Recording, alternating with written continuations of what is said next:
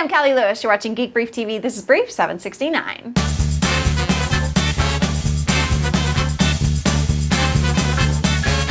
Steve Jobs took the stage for WWDC 2010. After one of the next generation iPhone units was left at a bar and sold to Gizmodo, we pretty much knew what was coming today. The newest iPhone is called the iPhone 4. Not the iPhone HD or the iPhone 4G, just iPhone 4.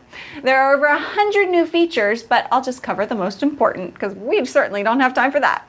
iPhone 4 is glass on the front and the back. Yikes for anyone clumsy like me, and it has steel around the sides. It's 24% thinner than the iPhone 3GS, slightly thicker than the iPod Touch. Steve says it's the thinnest smartphone on the planet. There's a noise-canceling mic, and around the side you'll see some odd lines. Apple doesn't usually deal in lines, but this is part of its antenna system, and they're very proud of it. It's actually pretty neat that they did that. Apple upped the resolution, but they didn't stop there. The new display is called the Retina display with 326 pixels per inch, which isn't available on any other mobile device. It's 4 times bigger at 960 by 640 and has an 800:1 contrast ratio. Basically, this means a more accurate, more vibrant picture, and Steve claims it's superior to OLED screens. People who have seen it say it's fantastic. The iPad has the Apple A4 chip in it, and now the iPhone 4 will too. The battery inside is slightly bigger, and the A4 chip helps with power consumption, so we're looking at 7 hours of talk time.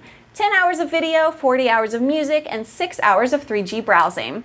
Apple has added a gyroscope and tied it to the accelerometer. As he showed in a demo, this makes playing certain games so much better. We get 2 cameras, one on the back, one on the front. It's a 5 megapixel camera with LED flash on the back. It'll record 720p video at 30 frames per second, which is awesome. You'll be able to share your video with one click. You'll also be able to edit your videos with the new iMovie app. You can edit, put in titles and transitions, and add audio with the built-in theme music, all for $4.99. Steve announced in his One More Thing the inclusion of video chats with the FaceTime app. It is limited to Wi-Fi only in 2010, but it seems their intention is to get carriers ready to handle it in 2011. It'll work in portrait or landscape mode, and you can flip back and forth between cameras. It'll only work between iPhone 4s, so no calling your friends iPhone 3GS, unfortunately. However, Steve did say it's an open standard, so perhaps we can look forward to Android developers taking a stab at it.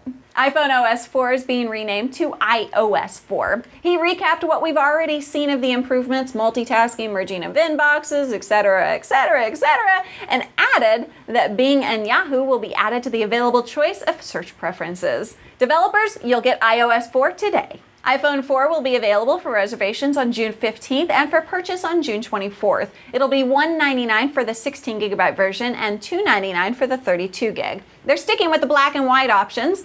If your AT&T contract expires this year, you'll be eligible for the new phone at that price. The iPhone 3GS will go on sale for $99. It'll be available first in the US, France, Germany, the UK, and Japan, and by the end of the year, it'll be in 88 countries. Apple is making a case for it called the Bumper for $29, and there will be a dock for another $29. Let me know what you guys think. Will you be buying one? I think I might hold out for my Android phone, but I always reserve the right to change my mind when I get my hands on one. I am, after all, a girl. Thanks for watching. I'm Callie Lewis. Bye!